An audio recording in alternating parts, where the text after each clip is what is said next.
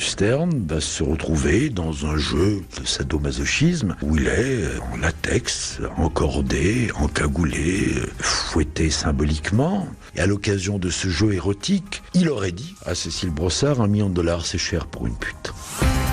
Bonsoir. L'amour et la mort, le sexe, le pouvoir et l'argent. Autant d'ingrédients qui composent l'histoire que nous allons raconter ce soir. Celle du meurtre du banquier Edward Stern à Genève au mois de février 2005, tué dans une combinaison de latex, les mains entravées alors qu'il s'adonnait à un jeu érotique extrême. Sa meurtrière sera finalement identifiée sous les traits de sa maîtresse, une Française, la blonde Cécile Brossard.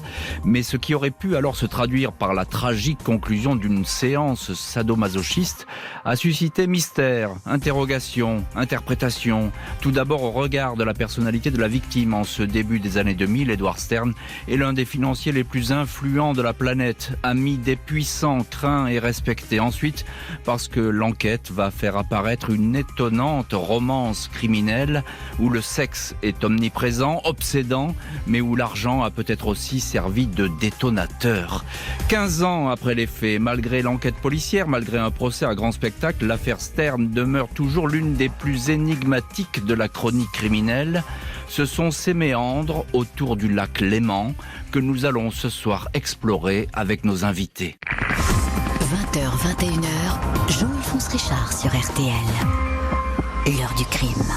Ce soir, dans l'heure du crime, l'affaire Edward Stern, ce banquier célébrité du monde de la finance, s'est retrouvé sans vie chez lui à Genève à la fin de l'hiver 2005, tué au terme d'un scénario tout aussi incompréhensible qu'hallucinant.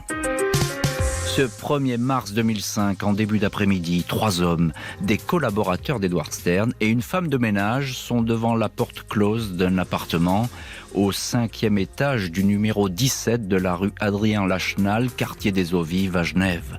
C'est le pied-à-terre du financier. Ses bureaux sont tout à côté, dans un building de marbre et de verre de 8 étages qui abrite sa myriade de sociétés.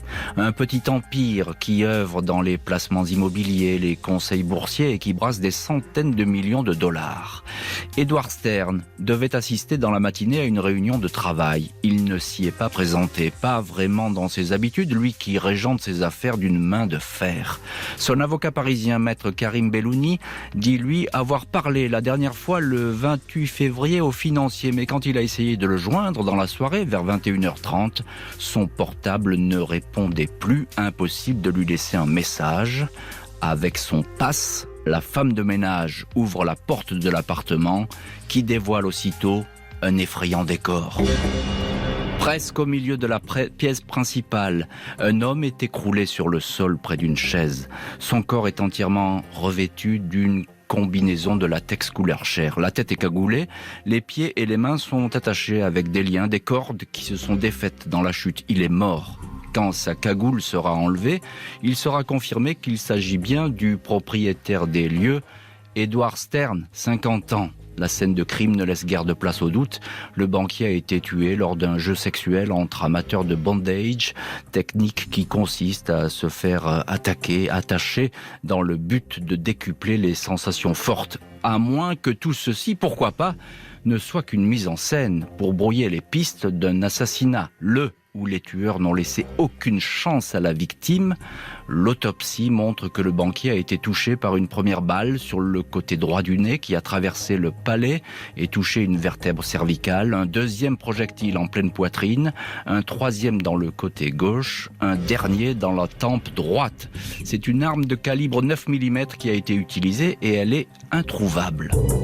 Même si tous les détails scabreux et scandaleux ne sont pas encore divulgués, la nouvelle de la mort du banquier Stern se répand aussitôt. Son nom est connu sur toute la planète financière. Edward Stern avait un gigantesque carnet d'adresses, avait accès à presque tous les grands de ce monde. Malgré son entre-gens, il était loin de n'avoir que des amis. Selon certains témoignages, il se serait senti menacé ces dernières semaines.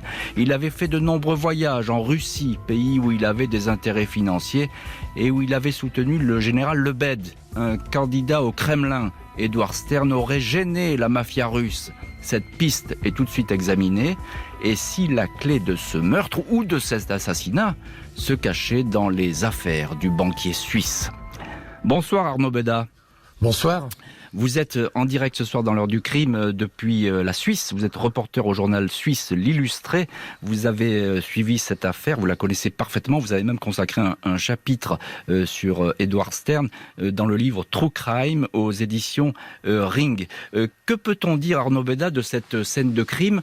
Ce qui saute aux yeux, si je puis dire, c'est qu'on n'a laissé aucune chance à la victime. Oui, c'est que la victime était entravée, n'avait aucune chance d'en réchapper.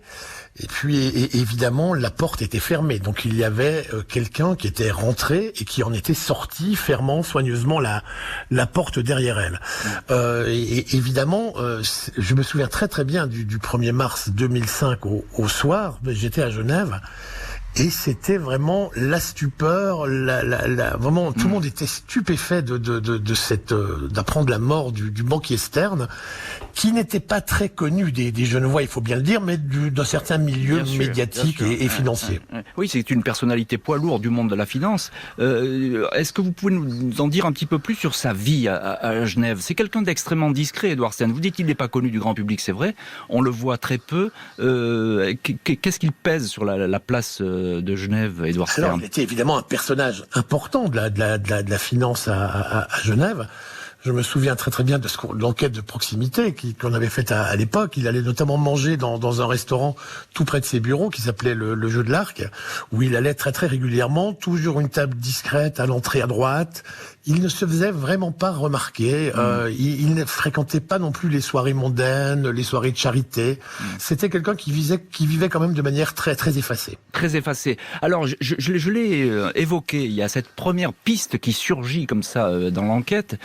C'est la piste effectivement d'un règlement de compte sur un fonds d'histoire financière, et c'est la piste russe. Est-ce que les policiers vont travailler, le juge va travailler tout de suite sur cette piste?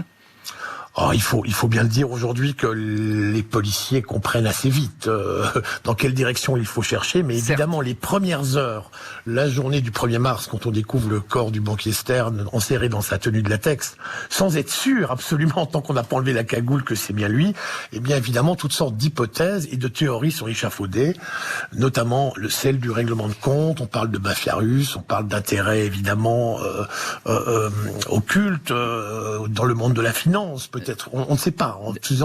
Tout circule un peu. C'est j'ai envie de dire les 48 premières heures. Oui, on parle aussi de paradis fiscaux, etc. De scandales qui pourraient affleurer comme ça, de scandales évidemment financiers. On sait de toute façon à ce moment-là que Edward Stern, c'est pas quelqu'un de facile. Il a une réputation très dure. Il a pu avoir des ennemis, des gens qui lui en voulaient. D'ailleurs, il a dit même à Claude Guéant, qui à l'époque est un proche de Nicolas Sarkozy, il a dit à Claude Guéant, quelques semaines avant de mourir, qu'il était menacé. Oui, alors il l'a dit effectivement, notamment à Claude Guéant, je crois encore à d'autres. Est-ce que cela était vrai? Est-ce que cela fait partie aussi un peu du fantasme? Vous savez, il est toujours bien de dire qu'on a été menacé, surtout quand on est un personnage important. Concernant le caractère d'Edward Stern, et même Maître Bonan, qui était l'avocat de la famille Stern, a reconnu que Stern n'était pas du tout un homme bienveillant, que c'était un fichu caractère, que c'était un personnage très entier, très attaché à son pouvoir, pas forcément très fréquentable, il faut bien le dire. La piste financière, peut-être, mais une autre va rapidement se dessiner, celle d'une visiteuse d'Edward Stern, une jeune femme dont les caméras de surveillance de l'immeuble ont filmé la sortie du garage à 21h17, un créneau correspondant à celui de l'heure du crime, au volant d'une Mini Cooper. Il s'agit de sa maîtresse, Cécile Brossard, 36 ans. Cécile Brossard n'est pas accusée d'avoir tué Edward Stern, même pas considérée comme suspecte et encore moins recherchée. Elle seule, pourtant, sait qu'elle est l'auteur du meurtre perpétré le 28 février au soir. Après le crime, alors que son nom n'a jamais été cité, elle s'est lancée dans un périple qui défie l'imagination. Tout d'abord, elle a jeté l'arme, un Smith & Wesson 9 mm appartenant à son amant Edward Stern dans le lac Léman. Puis elle est rentrée chez elle à Clarens, près de Montreux, retrouver son mari, un naturopathe. Une dispute a éclaté. Affolée et désorientée, elle a alors décidé de s'enfuir le plus loin possible. Elle a tenté de prendre un train pour Milan, mais s'est trompée de convoi, est descendue dans une petite gare, a pris un taxi pour rattraper l'express Genève-Milan, en vain. Après une course folle, le taxi l'a finalement déposée à 4 heures du matin à l'aéroport de Milan. Au chauffeur, elle est apparue comme une femme affolée qui venait d'apprendre la mort de sa mère en Italie. Elle lui a dit qu'elle était artiste peintre. Elle a payé en piochant dans une liasse de billets. Ce voyage de Cécile Brossard ne s'arrête pas à Milan. La jeune femme s'envole pour l'Australie avec l'espoir, peut-être, que là-bas personne ne pourra jamais la retrouver. Elle passe la nuit dans un hôtel proche de l'aéroport de Sydney, puis reçoit un coup de fil de la belle-sœur d'Edward Stern. Celle-ci lui annonce la mort du banquier avec qui elle vivait. Une romance qui n'avait rien de secret. Elle sanglote, paraît sous le choc à l'annonce de cette nouvelle tragique, indique qu'elle abrège son séjour australien et qu'elle rentre le plus vite possible en Suisse. Le 4 mars, Cécile Brossard est de retour à Genève.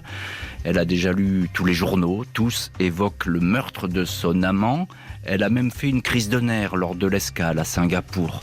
La police genevoise l'interroge une première fois en qualité de témoin. Elle reconnaît sa liaison avec Stern, mais dit tout ignorer des circonstances de sa mort. Elle indique être brisée par cette nouvelle. Les jours vont ainsi se dérouler sans que Cécile Brossard ne fasse aucun aveu, aucune confidence susceptible de la désigner comme l'auteur du crime. Tout au contraire, elle a tout d'une maîtresse et pleurait à une de ses amies. Elle dit que si ce soir-là elle avait été présente, elle aurait servi de bouclier à son amant. Cécile Brossard est une jeune femme fragile, mais crédible. Elle a certes partagé l'amour que portait Edward Stern aux armes.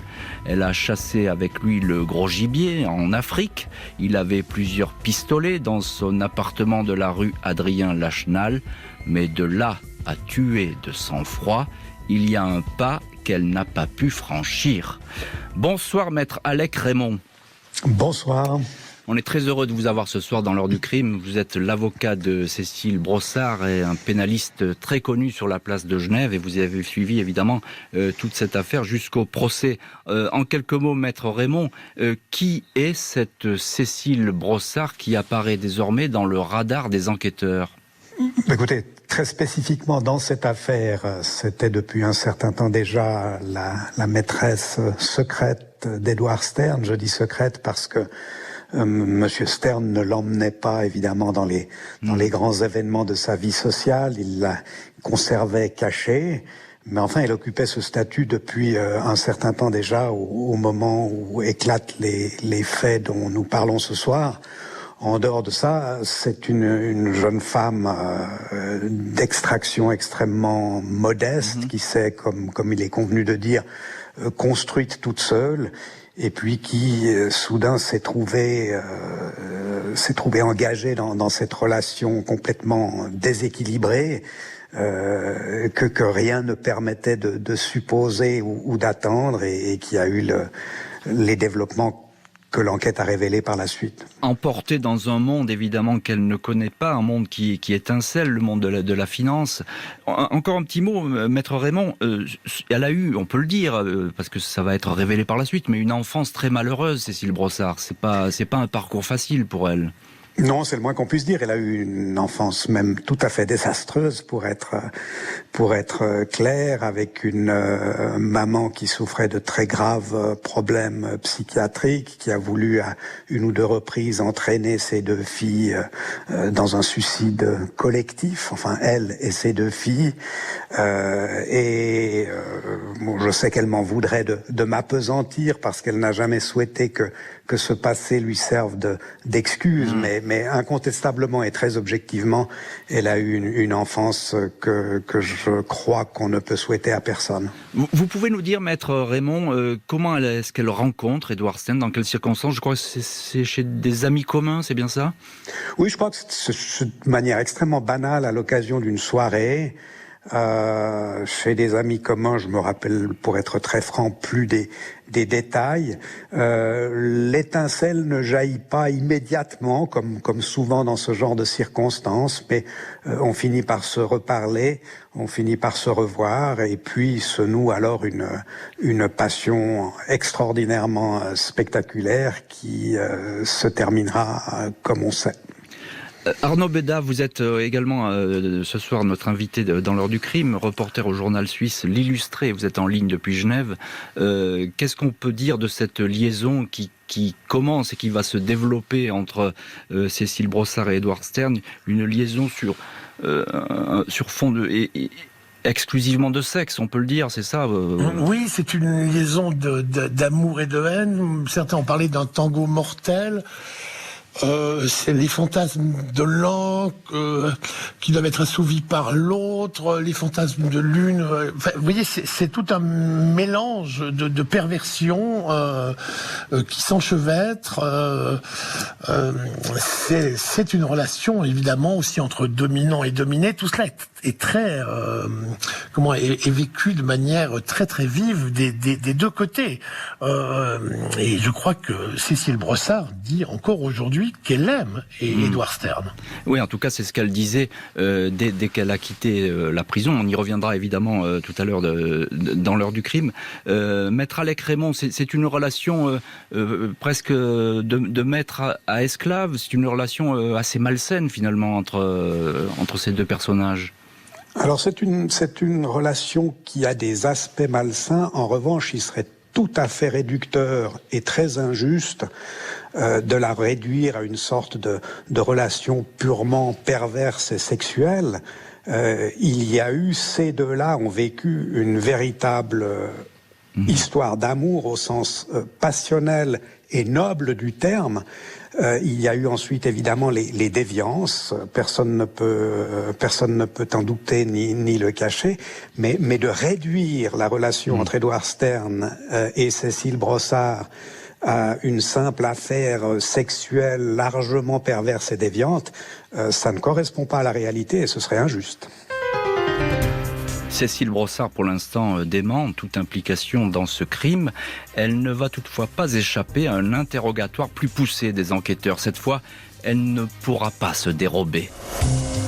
Au matin du 15 mars, Cécile Brossard reçoit la visite de la police genevoise à son domicile de Clarens. La jeune femme ne fait aucune difficulté pour suivre les fonctionnaires jusqu'au palais de justice, le cabinet du juge d'instruction Michel-Alexandre Grabert. C'est lui qui est en charge de l'enquête Stern. Le magistrat a bien évidemment passé en revue la vie professionnelle de la victime, savoir si ses affaires, parfois des montages financiers très complexes, si ses activités ne lui auraient pas attiré des ennuis. Aucun indice dans ce sens. Il s'est donc concentré sur la vie privée de cet homme divorcé, père de 3 enfants, une vie amoureuse agitée, la fréquentation de plusieurs femmes, parmi lesquelles des call girls, des professionnels, et une relation suivie avec Cécile Brossard, la femme aperçue sur les caméras de vidéosurveillance de l'immeuble. Face au juge Grabert, Cécile Brossard répète qu'elle n'a pas tué un homme qu'elle aimait profondément. Elle se dit même offusquée qu'on puisse penser une telle chose. Le magistrat a le sentiment que la témoin ne dit pas la vérité. Il lui demande pourquoi elle est partie à l'étranger après la mort brutale de son amant. Il insiste, 13 heures d'interrogatoire non-stop. Peu avant minuit, la jeune femme avoue le meurtre. Elle a perdu pied, mais livre des explications plutôt confuses sur son geste. À 1h du matin, Cécile Brossard est inculpée, placée sous mandat de dépôt à la prison de Chandolon à Genève. Dès lors, les hypothèses vont circuler concernant le mobile. Il est fait immédiatement état des difficultés financières que connaîtrait la jeune femme. Si la découverte d'une forte somme d'argent cachée par la meurtrière chez un oncle est démentie, l'histoire d'un différend financier entre les amants revient en boucle. Une somme de 1 million de dollars qui aurait été accordée à sa maîtresse par le banquier, avant que celui-ci ne bloque cette somme. Ce litige qui semble avoir mobilisé des avocats et fait l'objet d'une procédure. Est-il à l'origine de la folie meurtrière de Cécile Brossard ? Impossible, à ce stade de l'enquête, de répondre formellement.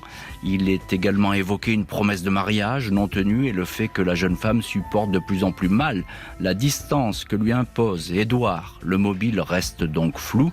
Le juge Grabert mène une perquisition au domicile français de Cécile Brossard, une maison restaurée à Nanteuil-le-Haudouin, dans l'Oise. Il en saisira des documents et bon nombre de photos immortalisant des exploits pornographiques. Arnaud Béda, vous êtes en ligne ce soir dans l'heure du crime, reporter au journal suisse L'Illustré, vous connaissez très bien cette affaire. Cécile Brossard avoue les faits. Pourquoi, dit-elle, s'est-elle emparée d'une arme et a tiré ? Arme qui appartient au banquier Stern, je le précise. Oui, alors là, c'est tout le mystère. Elle raconte que elle est donc allée trouver Édouard le soir du drame pour avoir des explications, que Édouard a eu tout à coup envie de faire l'amour. Il a revêti sa combinaison en latex et tout à coup, dans le jeu, dans l'action, il aurait prononcé cette fameuse phrase. 1 million de dollars, c'est cher pour une pute. Cécile raconte qu'ensuite elle s'est retrouvée hors d'elle, qu'elle s'est précipitée vers le dressing où il y avait plusieurs armes de poing qui étaient chargées, s'est saisie de l'une d'elles, est revenue et a tiré sur le voilà, qui était donc dans sa combinaison à califourchon sur une chaise. Alors, voilà la version. Tout à fait. 1 million de dollars pour une pute. On va expliquer cette expression qui va revenir en boucle dans le dossier. On va voir ça avec Maître Alec Raymond. Maître Raymond, je voudrais tout d'abord vous faire écouter Marc Bonan, qui est l'un de vos confrères au barreau de Genève, qui était l'avocat et qui est toujours d'ailleurs l'avocat de la famille Stern sur ce fameux million. Écoutez ce qu'il nous disait à l'époque. Le 28, son million est bloqué. Cécile Brossard se lève à l'aube, dit « ça ne se passera pas comme ça ». Édouard Stern, ce salaud, il m'a bloqué mon million. Elle va dans un spa, tablant sur les massages pour retrouver sa sérénité. Elle sort du spa aussi furieuse qu'elle y était entrée. Et elle dit « je vais à Genève régler le problème du million ». Elle arrive à 8h, on reparle du million, mais très vite l'amour ou le désir les saisit l'un et l'autre. Et à l'occasion de ce jeu érotique, il aurait dit à Cécile Brossard « 1 million de dollars, c'est cher pour une pute ». Alors, ce million, le million qui revient sans arrêt dans cette affaire, c'est une promesse que Édouard Stern a fait à sa maîtresse qu'il n'a pas tenue. Expliquez-nous, Alec Raymond, est-ce que c'est le déclencheur de toute cette histoire, en tout cas du coup de feu ? Non, ça n'est probablement pas le déclencheur, mais il est clair que l'histoire du million a joué un rôle dans l'économie générale de ce drame, parce qu'au fond, à un moment donné, Cécile Brossard dit à Édouard Stern, si tu m'aimes autant que tu me le dis, une bonne manière de me le prouver, ce serait de m'épouser. Et puis de me montrer que tu acceptes que j'ai une certaine indépendance financière en me versant 1 million. Un million d'ailleurs qu'elle est prête à restituer dès que le geste symbolique aura été effectué. Et puis finalement, mais tout ça se déroule sur des semaines ou des mois, finalement ce million est versé. Et quelques heures plus tard, Édouard Stern regrette son geste et va séquestrer ce montant sur le compte de Cécile Brossard. Et ça n'est pas le séquestre en lui-même qui est particulièrement douloureux pour ma cliente.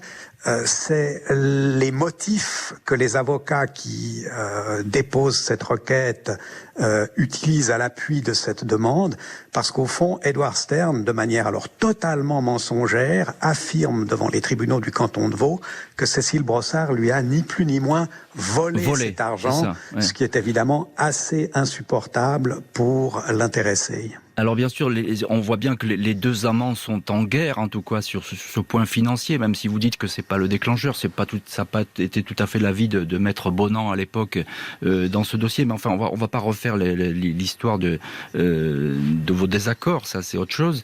Je voudrais, Arnaud Béda, savoir, selon vous, pourquoi Cécile Brossard achève-t-elle la victime ? Parce qu'elle tire une fois, le premier coup n'est pas mortel a priori. Pourquoi va-t-elle tirer 4 coups de feu ? Est-ce qu'on le sait ? Oui, on le sait, mais on n'a évidemment que son récit, le récit qu'elle en a donné.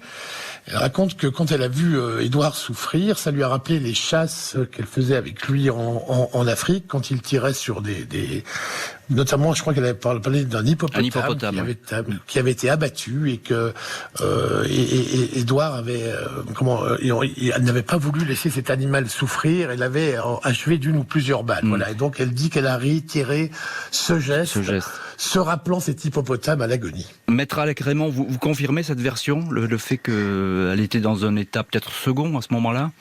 Alors, second, c'est le moins qu'on puisse dire. Je confirme cette version et je la complète encore par une autre explication qu'a fournie Cécile Brossard, explication crédible, selon laquelle, au fond, elle avait l'impression de tirer sur une poupée parce que cette combinaison latex complètement intégrale, au fond, désincarnait l'homme qu'elle aimait. Elle n'avait pas l'impression d'avoir devant elle Édouard Stern, mais au contraire une sorte de pantin en plastique, ce qui a pu aussi jouer un rôle dans le déclenchement des événements. 4 ans vont s'écouler avant que Cécile Brossard ne soit jugée. Procès qui va aller bien au-delà d'un crime passionnel pour les uns ou d'une vengeance sur fond d'argent pour les autres et susciter un sombre déballage. Ce 10 juin 2009, Cécile Brossard fait son entrée devant la cour d'assises de Genève, dans le vieux palais de justice de la ville. On ne la connaissait jusqu'ici qu'en photo, une top modèle ravageuse et élancée, toujours bronzée et charmeuse. Le silence remplit la salle quand elle apparaît.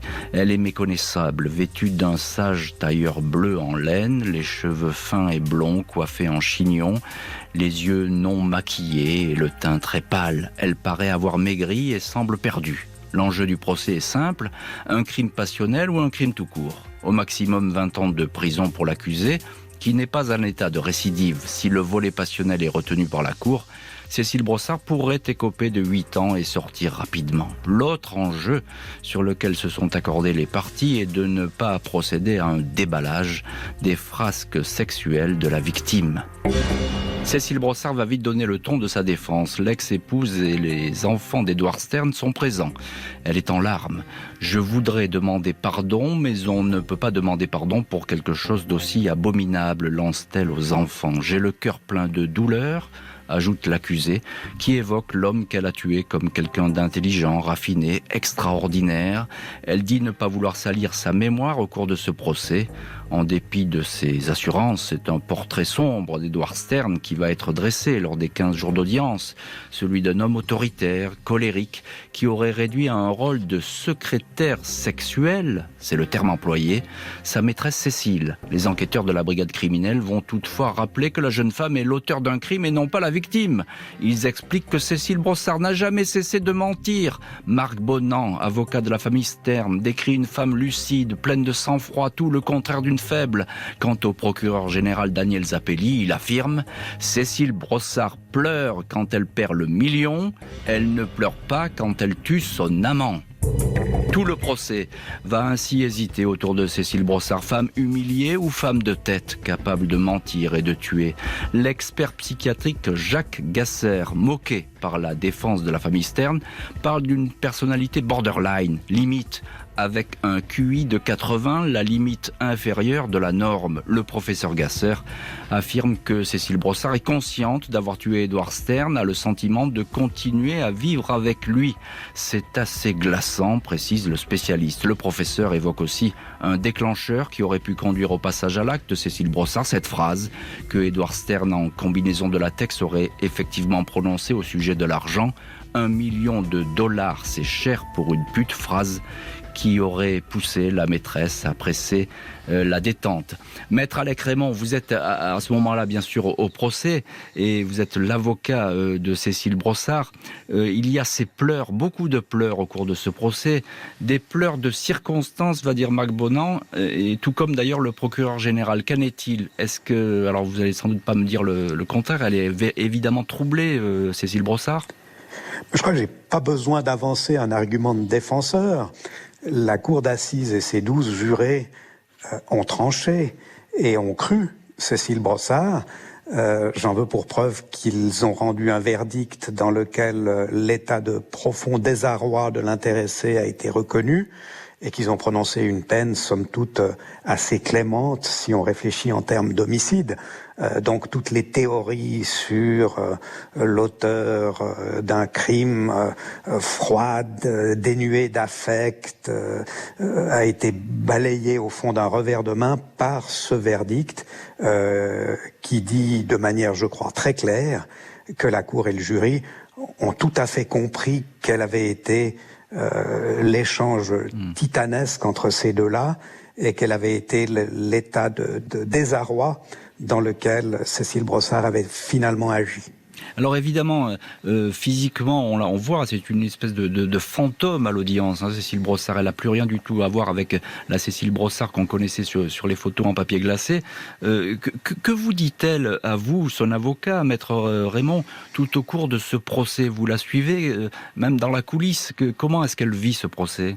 Elle le vit d'abord comme un moment nécessaire pour franchir une étape. Et puis surtout, l'instruction constante qu'elle nous donne à mon associé et ami Pascal Maurer, qui la défendait avec moi et à moi-même, c'est qu'elle ne veut pas, même si elle est parfaitement consciente de la situation, elle ne veut pas qu'on utilise ce procès, quand je dis 11, je parle de nous, ses avocats, pour salir la mémoire d'Edward Stern, pour lequel, même après la mort, c'est vrai, elle a encore des sentiments amoureux extrêmement forts, aussi paradoxal que ça puisse paraître. Donc, une constante, je ne veux pas qu'on salisse la mémoire d'Édouard.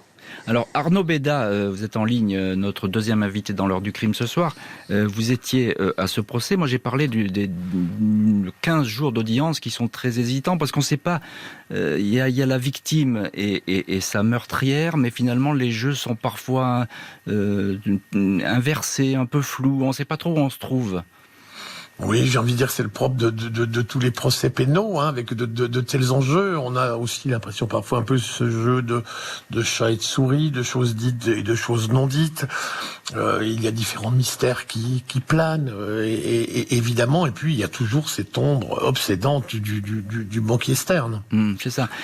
Donnez-nous, quel a été, il y a eu un tournant dans ce procès, un moment fort d'audience selon vous? Alors, un moment fort, c'est quand cet ami qui a un petit maçon de Nanteuil-le-Haudouin, Monsieur Roussel, est venu témoigner à la barre et raconter Cécile, et raconter les harcèlements d'Édouard, et raconter ce qu'il avait vu, ce qu'il avait entendu, et ce qui a donné lieu, c'était le bon sens terrien, un peu la France d'en bas qui entrait dans ce prétoire, dans la vie d'un riche et des riches, et c'était un moment très très fort du procès. Je ne veux pas dire le tournant, mais c'était un moment particulièrement fort.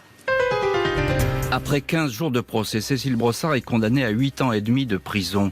Décision qui semble satisfaire toutes les parties en présence. La famille Stern annonce qu'elle ne fera pas appel du jugement. Un an après sa condamnation, le mercredi 10 novembre 2010, Cécile Brossard quitte le centre de semi-liberté de Genève où elle était incarcérée. Elle avait été pourtant condamnée à 8 ans et demi de détention par les jurés. Ceux-ci avaient souligné le caractère particulièrement lâche de son geste, mais tenu compte de ses profonds regrets, de son enfance difficile et du comportement humiliant, harcelant et cruel de Stern, la Française, ayant déjà effectué les 3/4 de sa détention en préventive, notamment dans une unité de soins psychiatriques, est autorisée à sortir. Elle est toutefois déclarée indésirable en Suisse pour une durée de 10 ans. Elle quitte donc la Confédération en compagnie de sa sœur Delphine, venue la chercher. Cécile Brossard va s'installer chez elle, en région parisienne, puis en Meurthe-et-Moselle, chez son père. Depuis sa sortie, Cécile Brossard ne s'est plus jamais manifestée. Elle a vendu sa maison de Nanteuil-le-Haudouin, dans l'Oise, là où elle recevait Edward Stern, là où également elle avait son atelier de sculpture et de peinture. Elle n'aurait jamais repris son activité d'artiste. La maîtresse d'Edward Stern serait, selon ses proches, détruite par un remords permanent, incapable de chasser cette tragédie de son esprit. Maître Alec Raymond, l'un de nos invités ce soir dans l'heure du crime, est en ligne depuis Genève. Vous êtes l'avocat de Cécile Brossard. Question extrêmement simple, que devient Cécile Brossard ? Alors vous imaginez bien que si, comme vous venez de l'indiquer, elle s'est fait oublier ces dernières années, il n'appartient pas à son avocat de la faire revenir sur le devant de la scène. Ce que je peux vous dire, c'est que si elle éprouve aujourd'hui encore un très fort remords à raison des actes pour lesquels elle a été condamnée, elle n'est pas du tout détruite, elle a au contraire réussi à reconstruire une vie, oui. Et puis, vous indiquiez tout à l'heure aussi qu'elle avait quitté ses activités d'artiste, ça n'est pas tout à fait juste non Alors, plus. dites-nous, elle continue à peindre, c'est ça, hein, c'était sa grande passion, et elle avait même exposé à Genève à une époque, hein. Oui, elle continue à peindre, elle continue à sculpter, et je crois qu'elle a réussi à se reconstruire une vie dans laquelle elle se réalise et dans laquelle elle est heureuse, même si évidemment on ne vit pas complètement confortablement avec le souvenir du crime à raison duquel elle a été condamnée. Alors bien sûr, et d'ailleurs, ce souvenir du crime, on a dit qu'à sa sortie de prison, et puis les experts l'avaient rappelé lors du procès, les experts psychiatriques, on disait qu'elle vivait finalement avec Edward Stern, qu'elle n'arrivait pas à se débarrasser de cette image. C'est toujours le cas aujourd'hui, c'est toujours vrai, ou bien il y a une thérapie qui a été engagée là-dessus ? Je crois que c'est toujours vrai. Donc il y a toujours cette image, au-delà du meurtre d'ailleurs, mais de cette histoire passionnelle qu'elle a vécue, qu'elle continue sans doute à se représenter, c'est bien ça ? Je crois que c'est même beaucoup plus fort qu'une image ou qu'un souvenir, c'est au fond le sentiment quotidien et peut-être permanent de vivre encore aujourd'hui aux côtés de celui auquel on a pourtant ôté la vie, mais qui reste celui qu'on a tant aimé. Oui, donc c'est vraiment le crime passionnel dans toute sa splendeur, si je puis dire. Arnaud Béda, reporter au journal suisse L'Illustré, est-ce que tout a été dit dans cette affaire ? L'enquête a été relativement rapide comparée aux enquêtes françaises qui sont parfois un peu plus longues. Beaucoup de choses ont été étudiées par la brigade criminelle de Genève, par le juge également. Est-ce que tout a été dit ? Oui, je crois que le principal a été dit. Il reste de l'ordre de détails, des petites choses qui n'ont pas été évoquées au procès pour différentes raisons. Mais il faut bien dire que je crois que l'essentiel de toute cette histoire tragique a été parfaitement raconté, parfaitement développé au procès. J'ai rappelé tout à l'heure que la famille d'Edward Stern était là, son épouse divorcée était là avec les enfants. Il y a eu, je crois, une journée ou une matinée à huis clos avec la famille, c'est bien ça ? Oui, à huis clos pour le fils et la fille d'Edward Stern et public avec l'épouse, enfin l'ex-épouse, oui, l'épouse d'Edward Stern, qui était un moment évidemment assez fort. Parce que Madame Stern, malgré toutes les évasions de son mari, restait très attachée à lui et très attachée à son personnage. 8 ans et demi de prison, je l'ai dit, pour Cécile Brossard. C'est pas forcément une peine énorme qui a été prononcée par les jurés, qui ont, je l'ai dit, retenu un petit peu son enfance malheureuse, etc. Et le rôle joué par Edward Stern. Pourquoi, selon vous, la famille Stern n'a pas fait appel de ce jugement ? Je crois qu'il y avait un désir de ne plus parler de tout ça, de tourner la page. Je pense que la famille s'est rendue compte aussi des qualités et des défauts d'Edouard, que cette histoire n'est pas toute simple, n'est pas d'une seule pièce, elle fait aussi de toutes sortes de nuances de gris, sans mauvais jeu de mots, et je crois que tout le monde avait envie un peu d'en finir, et que la justice est passée, qu'un appel n'aurait peut-être pas apporté grand-chose non plus. Alors je vous pose la question, puis je la poserai également tout de suite à Maître Alec Raymond. En quoi, Arnaud Béda, cette affaire, vous qui connaissez bien le monde de la justice, les procès, les enquêtes, en quoi cette affaire est exceptionnelle selon vous ? Elle est exceptionnelle parce qu'elle a tous les ingrédients. Elle est aussi révélatrice de plein de choses de nous-mêmes, de deux mondes différents, antagonistes, les riches, les pauvres. Enfin, il y a tous les ingrédients qui font ce qu'on appelle une bonne histoire. C'est un conte moderne parce qu'il y a tout. Il y a le sexe, l'argent, le pouvoir. Oui, il y a les riches et les pauvres. Il y a aussi deux mondes antagonistes qui se rencontrent. Il y a tout ce jeu mortel, cette escalade, etc. Donc oui, je crois qu'il y a vraiment tous les ingrédients et qui éclairent aussi sur une partie de nous-mêmes, sur une partie de la société. Maître Alec Raymond, évidemment, vous étiez satisfait de ce jugement de la cour d'assises de Genève. Je vous pose également la question. Vous, alors qui avez vraiment suivi beaucoup de procès, qui connaissez la cour d'assises, les enquêtes, etc. C'est une affaire qui vous a marqué profondément, cette histoire Stern ? Oui, nécessairement. J'entends c'est une affaire comme un pénaliste n'en croise que quelques-unes dans sa carrière. Et Monsieur Beda a raison de dire qu'elle réunissait au fond tous les ingrédients de la grande comédie humaine dans son sens le plus large. À cela s'ajoute qu'elle a reçu un suivi médiatique absolument sidérant, qu'elle a alimenté des fantasmes à chaque étape de la procédure. C'était très complexe en termes de relations humaines. C'était une affaire, si on la regarde avec un œil de lecteur de roman, c'était une affaire totalement passionnante de A jusqu'à Z. Si on oublie évidemment la tragédie au bout du chemin, qui était malheureusement entre guillemets pour de vrai. Le roman moderne du sexe et de la mort, c'est ça, hein ? Eros Thanatos, comme on dit le plus souvent. Oui, c'était bien autour de ces thèmes-là que toute cette histoire tournait. Merci beaucoup, maître Alec Raymond et Arnaud Beda, d'avoir été ce soir en ligne depuis la Suisse, nos invités dans l'heure du crime consacrée au meurtre d'Edward Stern et à la dérive de sa meurtrière, Cécile Brossard, l'amour et la mort. Merci à Justine Vignot, Marie Bossard d'avoir préparé cette émission, Marc Bisset de l'avoir réalisée. Un immense merci à vous toutes et tous d'avoir partagé cette heure du crime.